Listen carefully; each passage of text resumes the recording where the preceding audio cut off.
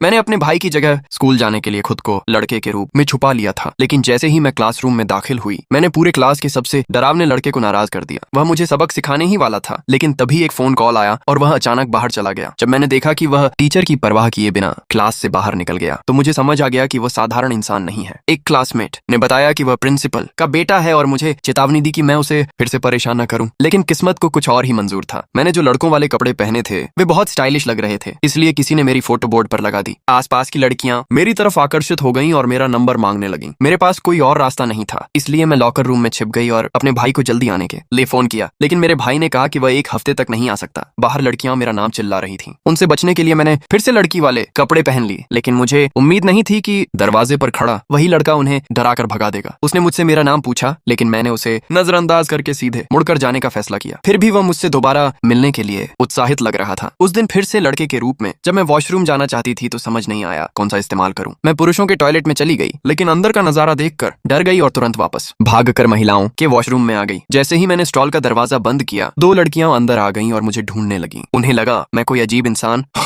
और उन्होंने मुझे बाहर निकलने को कहा। मैंने जल्दी से अपनी आवाज बदलकर बताया कि मैं लड़की हूँ, लेकिन वे यकीन नहीं कर रही थीं। उन्हें हटाने के लिए मैंने फिर से लड़की वाले कपड़े पहन लीस और स्टॉल से बाहर आ गई। लड़कियां हैरान रह गईं और मैं चुपचाप वहां से निकल गई, लेकिन बाहर निकलते ही मेरी टक्कर उसी लड़के से हो गई। उसने अपना हाथ बढ़ाया और कहा कि वह दोस्त बनना चाहता है, लेकिन मैं नहीं चाहती थी, इसलिए मैंने उसे मना कर दिया और जाने लगी। लेकिन वही दोनों लड़कियां मुझे रोकने लगी और चेतावनी दी कि मैं उसे बात न करूं। मुझे समझ आ गया कि उनमें से एक उसे पसंद करती है, इसलिए उसे चिढ़ाने के लिए मैंने जानबूझकर गिरने का नाटक किया। जब उसने मुझे गिरते देखा तो वह तुरंत दौड़कर मेरे पास आ गया। उसने पूछा कि क्या मैं ठीक हूँ, और तभी उस लड़की ने गुस्से में कहा कि मैं नाटक कर रही हूँ, लेकिन उसने उसकी बात को नजरअंदाज कर दिया। इन्फर्मरी में उसने बहुत ध्यान से मेरे हाथ के घाव का इलाज किया। तभी मुझे एहसास हुआ कि मुझे सच में चोट लगी है और वह कितना नरम दिल है। जाते जाते उसने मुझे एक मूवी टिकट दिया और कहा कि यह बहुत मुश्किल से मिला है और उसके पास सिर्फ एक ही था। फिर वह चला गया। फिल्म की रिलीज का दिन आ गया। मैंने जाने का प्लान नहीं बनाया था, लेकिन जिज्ञासा के कारण मैं थिएटर पहुंच गई। मैं उसी सीट पर बैठ गई जो टिकट पर लिखी थी। जैसे ही मैं बैठी मैंने देखा कि वही लड़का मेरे बगल में बैठा है। तभी मुझे समझ आया कि वह मुझे उस दिन मूवी के लिए बुलाना चाहता था, लेकिन लड़के के रूप में होने की वजह से उसने मुझे पहचान नहीं पाया। उसने मुझसे पूछा कि मेरे पास वह टिकट कहां से आया। अपनी पहचान छुपाने के लिए मैंने झूठ बोल दिया कि एक